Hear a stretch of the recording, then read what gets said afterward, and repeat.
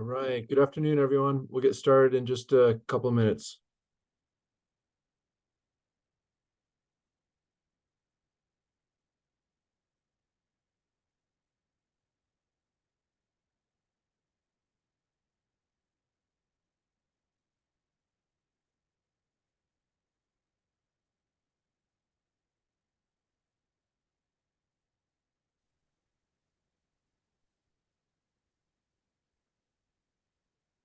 Can you guys hear me?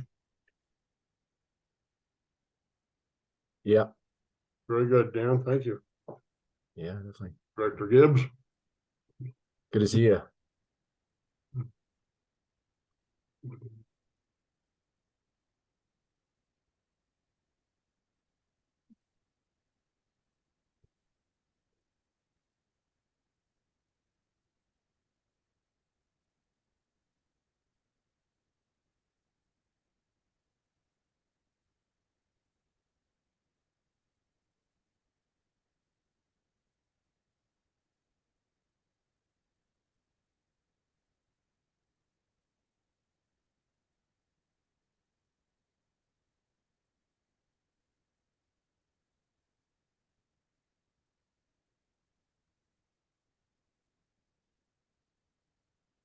I just got an email from Christy Belton that her Zoom link isn't working. So Dan, I'm gonna just send it to her again. Did anyone else have trouble logging on? It said something about it was fine. redirect. It said redirect to a different, I don't know, something weird, but it worked. Okay.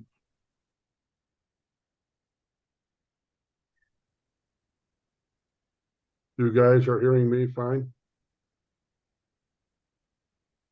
Yeah, Because we were having trouble as well, but I think we've got things. You know what a high-tech wizard I am. hey, you're doing a good job. I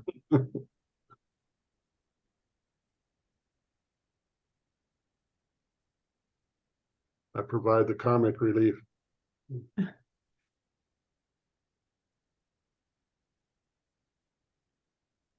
And I think we need a few more people for quorum, don't we? We can wait another minute.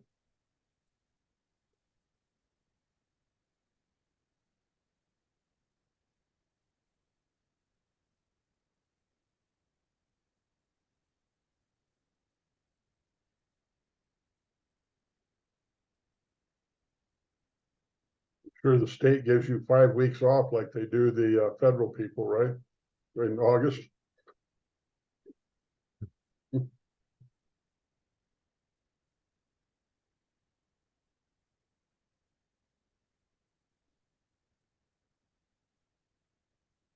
Oh, there's Christy. So we need 14 actual members, which unfortunately I don't know if we have yet. I mean, we'll do obviously roll call.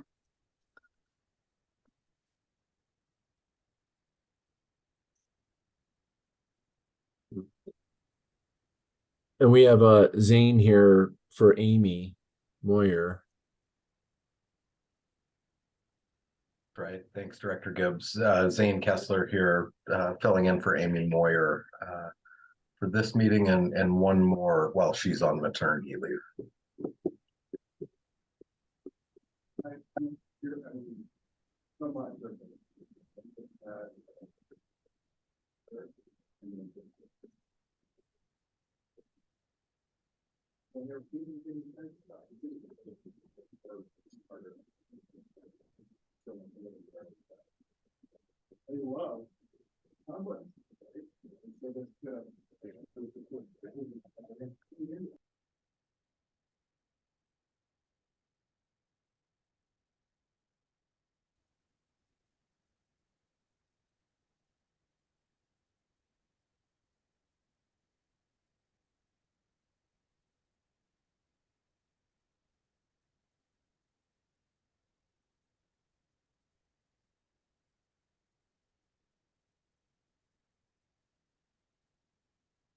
Okay, who are we missing, Angela?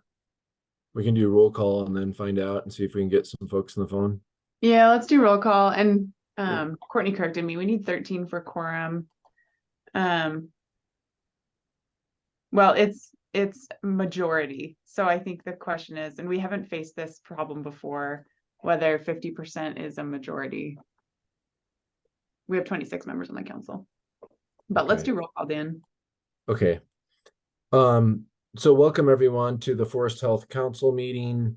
Really glad for those that were able to make it. We really have two agenda items in front of us. One is to discuss and vote on the annual report, and the other is the bylaws revision. So before we tackle those, let's do roll call, and we'll just double check to find out who's here. So first, Director McCombs. Present. Okay, Director Morgan. I am present. Okay. Regional Forester Bem or Deputy Regional Forester Buchanan. Okay, we don't see them. John Ring. Yep, I'm here. Okay, John. Frank Falzone or a NRCCS designee. Okay, Samantha Albert. Present. Okay. Councilmember White Skunk. Commissioner Layden. I see Commissioner Layden. Hi. Everybody. Hi, Commissioner. Commissioner Jody Shattuck McNally. I see Jody. Present. Hi. Commissioner Veronica Medina. And she's kind of brand new appointed from Archuleta County. Commissioner Clyde Church. Here. Okay, good to see you. Ethan Bolchotz. Is Ethan here? Ethan welcomed a brand new infant about 4 days ago and is not attending today. Okay, congratulations. Brent Wolk.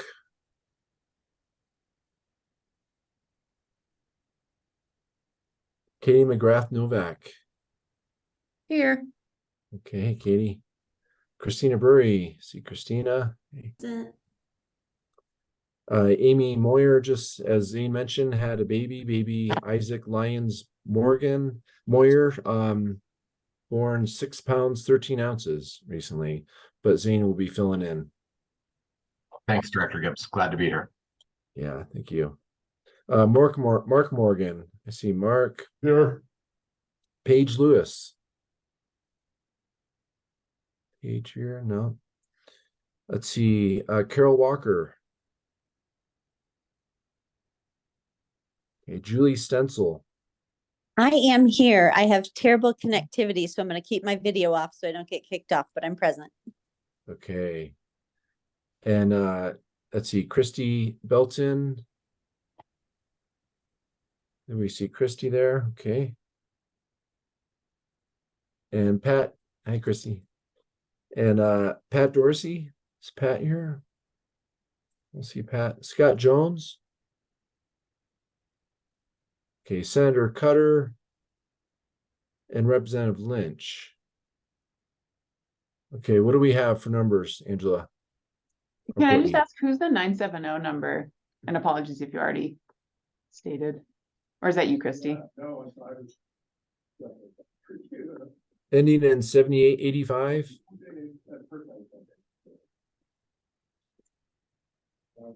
Do we know who that is? Is that a voting member? Anyone? Oh, it is. Yeah, it's Christy. Okay, it's Chrissy. Okay. Okay, great. So I think we have quorum. Courtney, am I correct? I think we have. We do have 13 members.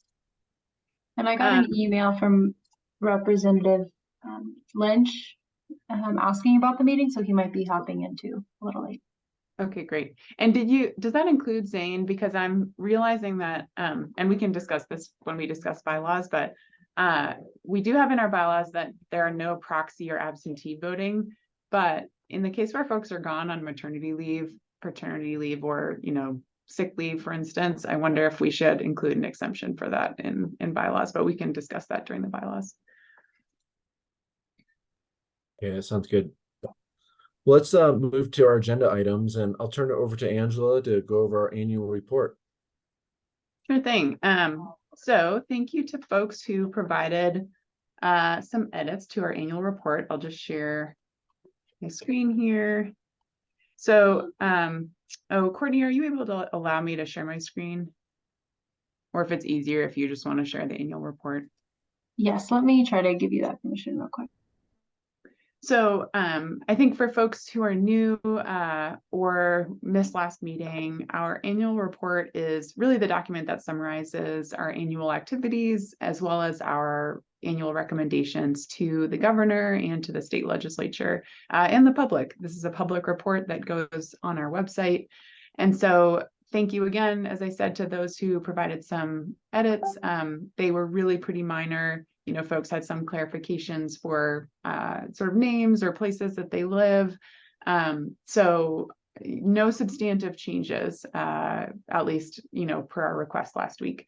So given that, really your, you know, your goal today is to approve this report. If it's approved, we will then share it with the Wildfire Matters Review Committee tomorrow, make it available to the legislature more broadly, share it with the governor's office, and then post it publicly on the website.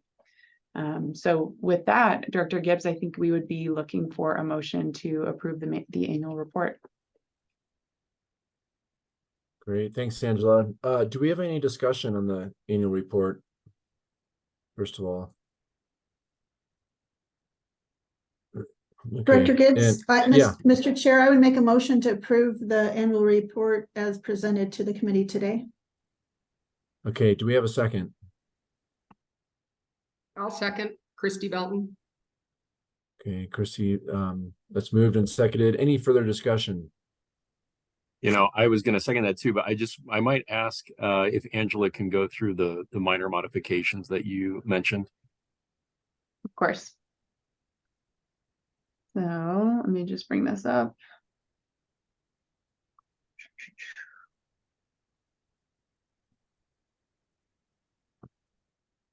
Okay, so sharing my screen. Hopefully y'all can see that. So the minor changes were mostly to people's names and affiliations. So, and these aren't redlined because I already accepted the edits, but we had, let me just see here.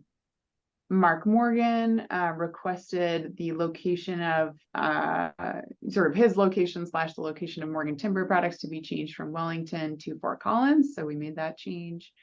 Katie McGrath Novak would like us all to know that there's not a hyphen in her last name. So we have removed that and changed her residence to Longmont from Fort Collins. And I believe, Courtney, correct me if I'm wrong, but I think those were all of the changes.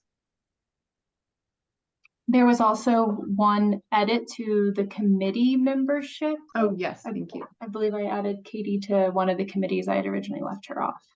Yes, so Katie was added to the Committee on Leveraging Resources, which she is a member of. And those were all the substantive edits. Christy Belton did suggest an edit for our bylaws themselves, and I can review that next.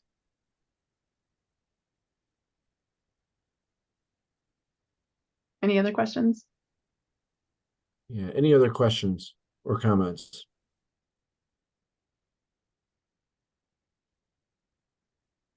Okay, if not, the motion's on the table to approve the annual Forest Health Report. All those in favor say aye. Aye. Aye. If there's any in opposition, say nay or no. Okay, the ayes carry it. Congratulations, everyone. I think it's a great report. And we'll send Mr. it Chair? off to the legislators and the governor. Yeah, Commissioner. I just wanted to recognize Representative Lynch has joined us. So I didn't know if everyone recognized that. So thank you. Just wanted to recognize it. Thank you. Great. Thanks, Commissioner. And thank you, Representative Lynch, for joining us. We appreciate it. Good to see you. Good to see you at Water Congress, too. Okay, the next item. Looks like Senator Cutter joins us. Oh, great. And Senator Cutter, too. Wonderful. Thanks for joining us. We appreciate it. Hello. Thank you. Actually, with you two just joining us, you want to make any comments before we move to discuss the bylaws? I don't have anything to say. Just happy for your work and appreciate it. Look forward to your presentation tomorrow. Great, thank you. Nothing here. Thank you for the opportunity, Dan. Okay, great, thank you. Okay, let me turn it over to Angela to discuss the bylaws revisions, and this will also be an action item too that we'll be needing to vote on. So Angela? Thanks, Director Gibbs. All right, so let me share my screen for our bylaws. So if everyone who was at July's meeting recalls, and I'll summarize it for those who were not, we have our bylaws that we approved last year. One point of debate has been especially relevant to the committees, but it's also relevant to our full council meetings. And that is two things. One is around committee chairs. So previous to now, we did not have any language in our bylaws clarifying how committee chairs are established. And so we now have this new language, section 4, committee chairs are elected by committee members. Specifically, that notice will be given at least one meeting in advance of a vote on a committee chair. Committee chairs can self-nominate or nominate or be nominated by another committee member and accept that nomination. Another member then needs to make a motion to appoint a given nominee, and the committee must vote. Voting within a committee is the same as with our broader council. You require a 2/3 majority vote on any one issue to pass that issue. So that's item number 1. Item number 2, which had sort of more active and just more active debate at our last meeting in July, is around what it requires, what should be required to extend a meeting. So we have had some committee meetings, for example, that have gone long and votes have been taken by, a smaller proportion of the committee who was able to stay late while others had to drop off. And so we've prepared this draft language, votes must take place during advertised meeting times for both full council meetings and committees, unless, and this is the point of debate, all of the members present vote to extend the meeting, or in our last meeting in July, folks proposed we could simply require 2/3 of members present to vote to extend a meeting. So this is really, the question is really, do you need everyone at that meeting to vote to extend it, or is a 2/3 majority sufficient to vote to extend a meeting? So I think we should have discussion on both of these items. And finally, and I brought this up at the top, we may need a vote on sort of drafting language around this, or just a tacit approval of this. But if people are amenable to proxy voting being permitted for those who are either on parental leave or on extended sick leave or short-term disability, that is language that we could include in the bylaws as well.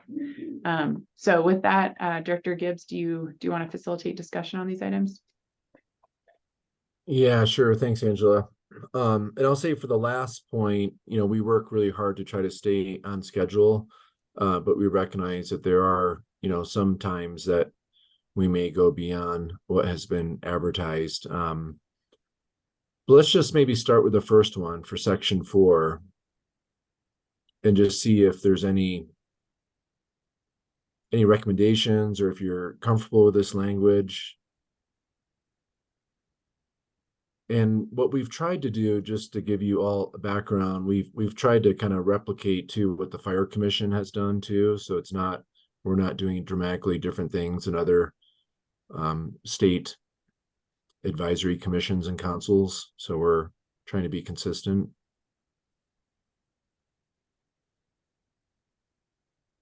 Chairman? Yeah. Yeah, Clyde Church, La Plata. I think it's very reasonable, and it's consistent with other things that I'm involved in, and makes good sense. So thank you. Okay, great. Thanks, Clyde. Katie?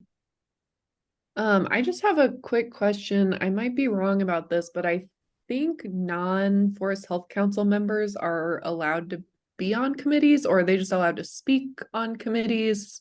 I just don't know if they would have like voting allowance. But now I'm thinking maybe they can just speak on committees and can't actually join them. So great question. Angela is looking this up.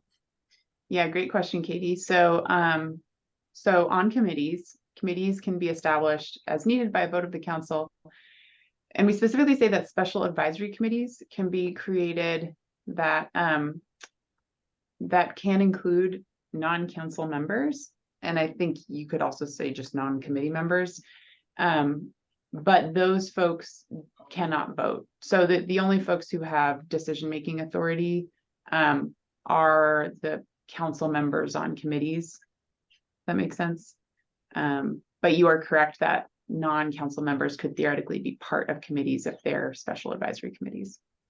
Okay, awesome. Well, in that case, it all sounds good to me.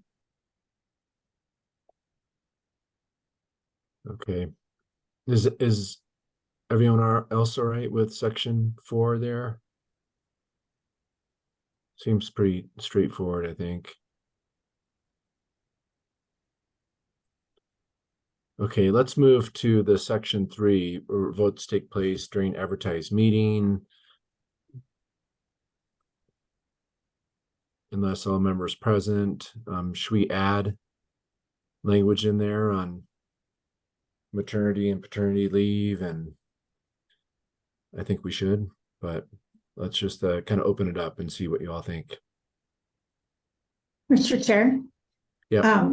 I would agree about adding the language for maternity and extended illnesses, in case someone was in a car accident. And, I know this just recent happened in an area in my part of the state, and they're going to be out for, 2 weeks, 3 weeks. And so, I think some circumstances just allow flexibility. So I think that would be important to honor that. So. Any other comments? Do you all agree on that? I see a bunch of head nodding. Mr. Chair, this is Zane. Yes. Yeah, Zane. I would just thank the committee for your consideration on this. I know the River District wants to be a part of this, and with Amy out on maternity leave, I just would note that we appreciate your flexibility and your willingness to work on this with us. So thank you. Yeah, definitely. Okay, Angela, you want to read that language added? Just for anyone that. So no proxy or absentee voting shall be allowed, with the exception of designees representing members on parental leave or extended sick leave or short-term disability. I'm just trying to think if there are other circumstances in which people might be absent for reasons that we would allow them to have a designee. Mr. Chair? Yeah. Since I just happened to go through the loss of a family member the last 2 weeks, and maybe that meeting overlaps with a memorial service or something, I didn't know if that could be also considered bereavement leave. Yeah, so thank you.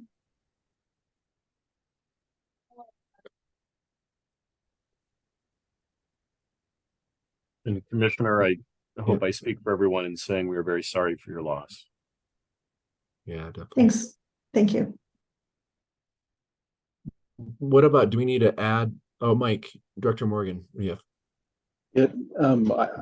Just a comment here that personally, I would be comfortable with maybe having Angela work with the AG's office. I think we know the intent, but there's probably some specific language here that the attorneys could kind of help us with to get the intent of what we're trying to capture here. Just a comment. Thank you. Yeah, that's a good idea. Yeah. Okay, any other comments regarding this part?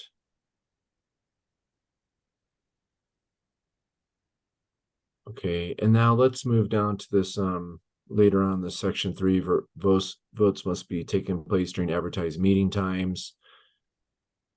What do you all think about this? If we need to extend our time, do you think it should be majority or 2/3 vote? What's the comfort level of folks? And this is, I would say, kind of unique situations. We work really hard to kind of schedule and make sure we have enough time, and we try to stay on time, but during those unique times. I think all members are a pretty high bar. I would like to see something along the 2/3 line. Okay. I agree. Yeah. Mark and Jody agree with that. What I does agree everyone else also. think? 2/3 seems good. Okay. Probably good to Chairman, have some flex. Yeah, Commissioner. there are cases when, and I don't think with this group, where meetings have been extended and some people had to drop out, and dropping out, business was conducted without them knowing it. So there needs to be something there to update the absent members on the discussion of the council. I just ran into it in a Forest Service, U.S. Forest Service meeting situation. Okay. We can make sure, excuse me, that's clear. And then, I'm likely here for most of the meetings. Chairing, I know Director McCombs filled in for me too, so I appreciate that. But we, if we think we're running a little bit late, we can just be really clear with everyone. Hey, it's getting close to adjournment time, and just be proactive. Like, hey, should we all vote on whether we continue this or not? I think it's beneficial to try to all be together, obviously. But if we're under a strict deadline of, what legislators need us to weigh in on, or the governor, or yeah, we should have a little bit of flexibility. I agree. Does anyone, just for the heck of it, disagree with the 2/3? Or is everyone okay with that? Okay, I see looks like everyone's okay with that. Angela, do you have what you need for that? I believe so. Commissioner Church, I just wanted to clarify your comment and whether this language might satisfy that. So if business is conducted outside advertised meeting times, absent council members will be updated on discussions and decisions at the next meeting. Is that adequate? I think that's adequate. I mean, we try our best, but sometimes, yes, the next meeting, at least at the next meeting, if not before, but I like the wording. It's okay. Okay. And then Angela, do you want to scroll down? Was there anything else? I just can't remember off the top of my head. Yeah, thanks. So nothing else in terms of the bylaws themselves. Christy, thank you. Caught that we hadn't updated the list of members in our bylaws, so that's done now. Yeah, and that's it. Yeah, and I would also, for members, make sure we reference council member White Skunk and not just Sylvan White Skunk, but make sure we add a title, because we're adding legislators and county commissioners titles to make it consistent.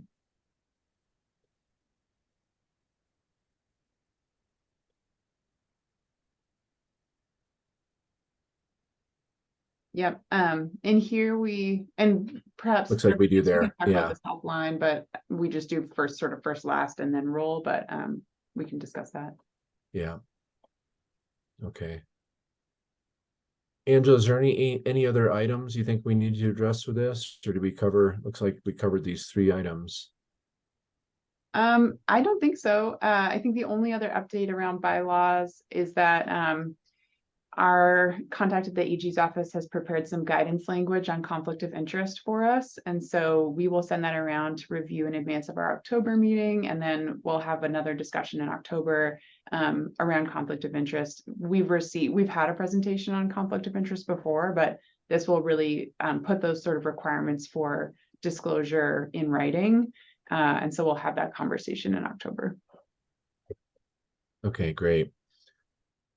If there's no more discussion on these bylaws, I believe the proper motion would be approve as amended. I'll make that a motion to approve the bylaws as approved as amended, or approve as amended. I'll second that. Okay, the motion's been made and a second has been made. And any further discussion? Okay, seeing none, all those in favor say aye. Aye. Aye. Aye. Any opposition, say no or nay. Okay, the ayes carry that. Thanks, everyone. These were 2 really important items that we have. So that's really just a quick meeting. That's really what we have for the agenda. I know that some of us will be at the Wildfire Matters Review Committee meeting tomorrow, so I look forward to seeing some of you there. But besides that, does anyone have anything you want to add before we have a motion for adjournment? You know, Mr. Chair, I'm wondering too, if you could give us a better sense of how that report will be presented. So maybe just to refresh our memory, you'll be doing that tomorrow in committee. Yeah, Angela, you want to kind of go over the steps of how we present that and who it goes to exactly? Yeah, of course. So tomorrow, Director Gibbs will be providing just a general overview of the council to the Wildfire Matters Review Committee, highlight some of the main discussions that we had this year, which are captured in this report. Today, you know, I'll clean up the final report. We'll make sure it's shared with that committee by our deadline of close of business today. So they'll have a printed version in hand by tomorrow. And Director Gibbs is also going to share the administrative recommendations that you all approved in July that are in this report in his presentation tomorrow. Then Commissioner Shattuck McNally, who's our chair of the legislative committee, will be presenting the legislative recommendations as well in that presentation.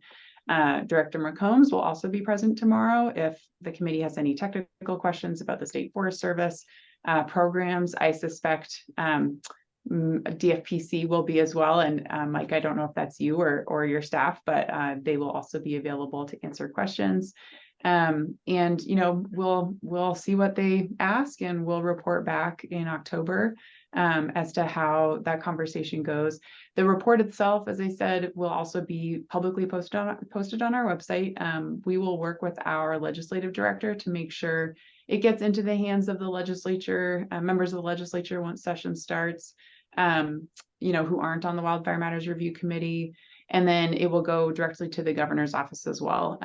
They, you know, because you all approved those legislative recommendations in July, they have seen those already. And then they will get this final report as sort of the, you know, the final document that documents those for this year. Thank you. Okay, thank you. Okay. Do we have a motion to adjourn? So moved. Okay. Second. Okay, a motion's been made and seconded to adjourn. All those in favor say aye. Aye. Aye. Aye. Any opposed, say no or nay. Okay, the ayes have it. Just a quick meeting, but really two important items, and really appreciate everyone's time and your commitment to serving on this really important council. And yeah, look forward to, again, those that can attend the Wildfire Matters Review Committee tomorrow, and look forward to seeing the legislators. So I appreciate everyone's service. Thank you. Thanks. Thank you. See you tomorrow. Thank you.